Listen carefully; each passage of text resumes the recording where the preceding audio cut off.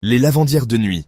Dans certaines légendes françaises, ce sont des femmes que l'on croiserait près des rivières, des lavoirs ou des berges, longtemps après la tombée du jour. Elles lavent, frottent, tordent un linge invisible dans l'obscurité, et malheur à celui qui s'approche trop près. Selon le folklore, elles apparaissent souvent comme de simples femmes en blanc, silencieuses, penchées sur l'eau.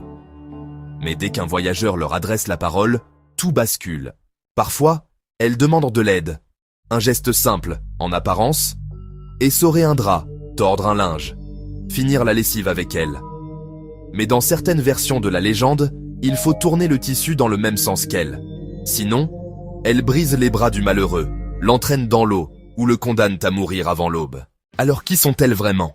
Pour certains, ce seraient les âmes de femmes punies après la mort.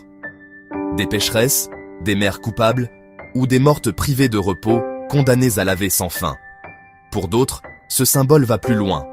L'eau, la nuit, le linge, tout évoque une frontière entre le monde des vivants et celui des morts. La lavandière de nuit n'est peut-être pas juste un fantôme, c'est peut-être une mise en garde.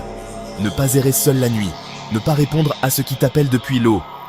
Et surtout, ne jamais tendre la main à ce qui semble humain dans l'obscurité. Parce que dans ces vieilles légendes, le plus terrifiant n'est pas ce qu'on voit, c'est ce qui attend, silencieusement, au bord de la rivière.